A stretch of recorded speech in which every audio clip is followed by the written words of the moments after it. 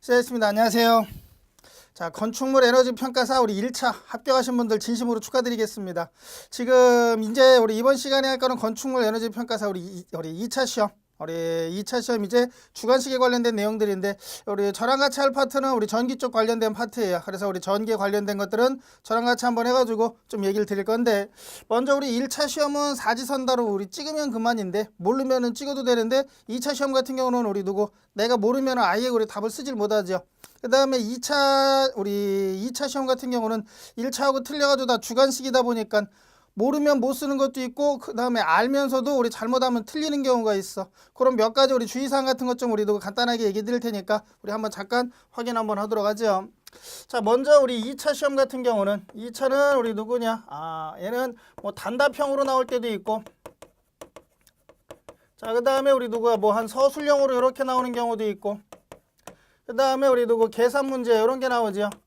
계산 문제는 항상 주의하실 게 우리 누구야? 얘는 계산 풀이 과정이 있어야 된다. 풀이 과정과 우리 누구 답을 항상 우리 같이 이렇게 좀 표기를 좀 해줘야 되겠다. 그 다음에 계산 문제는 또 하나 조심할 거 우리 누구 단위에 대해서 좀 조심을 하셔야 돼. 단위가 주어지는 경우가 있고 안 주어지는 경우가 있어. 주어지는 경우에는 굳이 우리가 단위를 안 써줘도 상관이 없는데, 주어지지 않는 경우는 우리가 단위를 항상 써줘야 돼요. 이런 경우에 약간의 좀 주의사항들이 있다는 얘기예요. 자, 먼저 우리 첫 번째 우리 주의사항 한번 보면, 자, 문제를 읽었더니 어떤 걸 쭉 나열했어. 나열해놓고 우리 뭐에 대해서 5가지 쓰시오. 뭐 예를 들면 우리 누구 나중에 문제 풀 때 얘기를 하겠지만, 부하율을 우리 누구 높였을 때 장점 5가지 쓰시오. 뭐 3가지 쓰시오. 4가지 쓰시오. 이런 것들이 있다는 얘기야. 뭐뭐에 대해서 우리 몇 가지 쓰시오 하고 이렇게 우리 누구 단답형으로 문제가 주어지면, 내가 여기에 대해서 답안지에 체크가 돼 있을 때도 있고 안 돼 있어도 몇 개 5개를 써야 되겠죠. 근데 우리 어떤 분들은 내가 우리 공부를 우리 하시면서 암기를 하시면서 보시면, 어떤 분들은 요걸 우리 누구 다 암기해가지고 쓰는 분이 있는가 하면 중간에 몇 개만 생각이 나고 우리 누구야 생각이 안 나는 경우가 있다는 얘기야. 그래서 나는 우리 누구 첫 번째 거 우리 누구 두 번째 거 생각나는 게 2개밖에 없어. 그래서 몇 개만 썼어.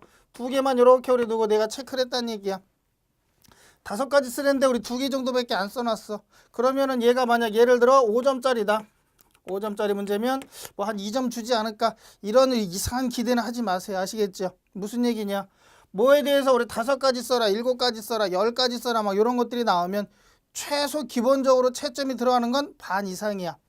그러면 5가지면 2개 썼을 때는 우리 하등의 점수가 없다고 보면 돼. 빵점 0점이고, 여기에서 내가 하나를 더 썼어. 그럼 몇 개가 돼? 3개가 되죠. 3개 이상 쓰면 반 이상을 썼을 때는 부분 점수 약간의 점수를 주어질 수는 있다는 얘기예요.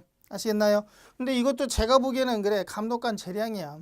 예, 감독관이 이번에 우리 누구 합격하는 우리 이번에 시험 보고 우리 합격률이 꽤 높아질 것 같아. 떨어뜨려야 돼. 그러면 이렇게 5가지 다 안 쓴 사람은 확 거가지고 0점 만들 수도 있다는 얘기야. 그런 건 감독관 재량이야. 아시겠나요? 그래서 앞으로 뭐에 대해서 쓰시오 하고 나온다 그러면 몇 가지 쓰시오 이러고 나오면 기본은 몇 개 이상이다. 반 이상이야. 10가지 쓰시오 그러면 5개 이상은 써야지 부분 점수가 들어갈 수 있다는 얘기야. 4개 쓰면 점수 없다고 보시면 돼. 아시겠나요?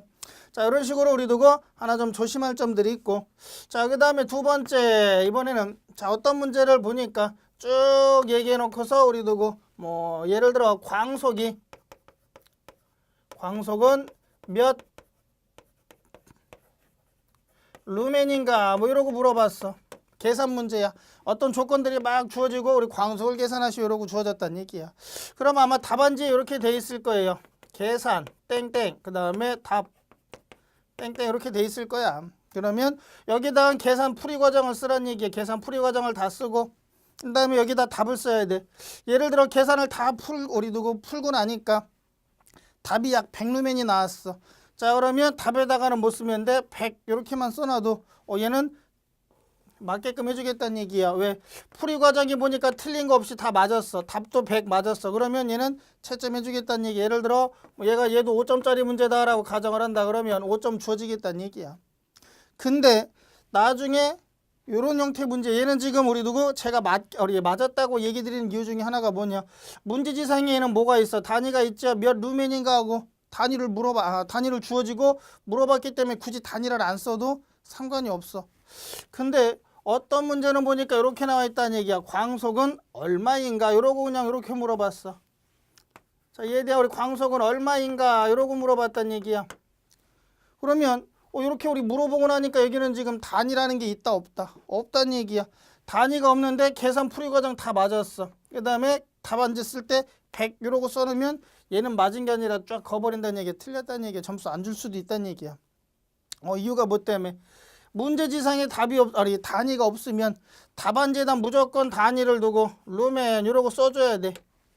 그러니까 문제지상에 단위가 있으면 답엔 단위를 안 써도 상관이 없지만 문제지상에 단위가 없을 때 무조건 여기다가 단위를 써줘야 돼. 이해하시겠나요? 그래서 이런 단위 하나 갖고도 이렇게 우리 틀려가지고 점수가 날아가는 경우가 많이 있다는 얘기야. 조심하셔야 돼. 아시겠어요? 그럼 만약에 이런 경우는 어떻게 됩니까? 또 여러분 우리 누구 질문 받은 거라 광속은 몇 루멘인가 이러고 물어봤어. 물어봐가지고 내가 풀이 과정 다 쓰고 답을 썼는데 100 써놓고 여기다 단위를 또 썼어. 문제지에 단위 있는데 우리 누구의 답안지에다 단위를 또 썼습니다. 어떻게 됩니까? 상관없어요.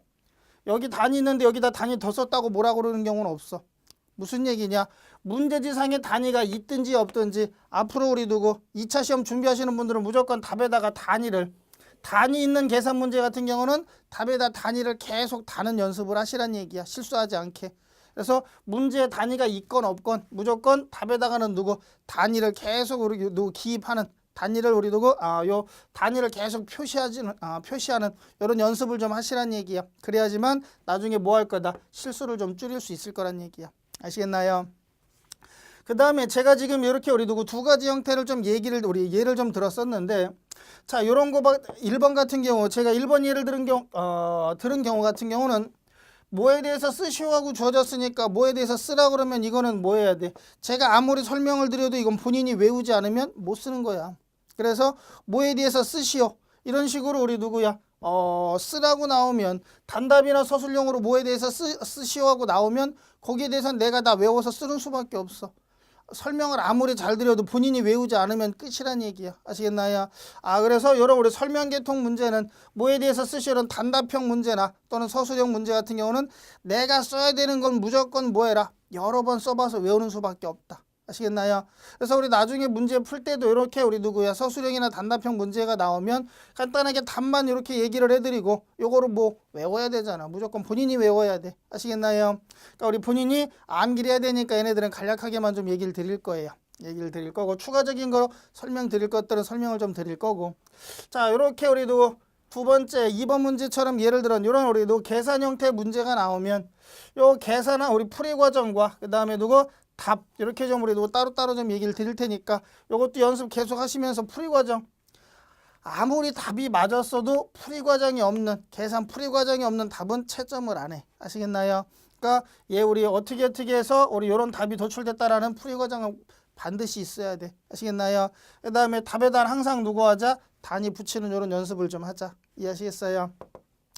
자, 그래서 우리 전기 쪽에 관련된 파트들이 그 다음에 여기 우리 건축물 에너지 평가사는 우리 이런 효율적인 면들 어떻게 하면 효율이 더 좋아지는지 이런 면들에 대해서 좀 많이 다루다 보니까 우리 콘덴서 우리 달면은 그만큼 역률이 좋아지고 효율이 좋아져. 그래서 뭐 콘덴서에 관련된 내용들이나 뭐 부하율 계산하는 것들이나 뭐 이런 것들이 좀 나올 확률들이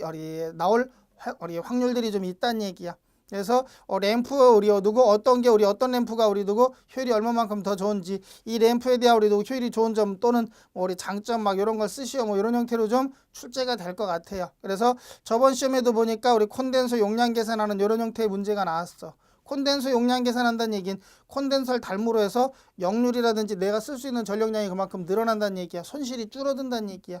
이런 개념의 우리 문제들이 좀 출제될 것 같으니까 같이 저랑 같이 문제 풀면서 나중에 우리 뭐 하자. 걔네들에 관련된 내용들 이런 형태로 푸는구나. 그 다음에 이게 만약에 다른 게 약간 변형돼서 나오면 이런 형태로도 풀 수 있구나. 이렇게 해가지고 한번 같이 문제를 좀 한번 풀면서 제가 추가적인 얘기들을 좀 드릴 거란 얘기예요.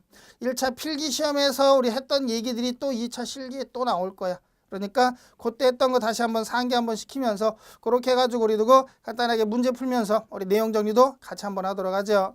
자, 이렇게 간단하게 해가지고 우리 여기까지 우리 전기 파트에 대한 거 아마 챕터 8부터 시작이 될 거예요. 그쪽에 관련된 거 문제 풀면서 저랑 같이 한번 요점 정리해 보도록 하죠. 자, OT는 여기서 좀 마무리 짓도록 하죠.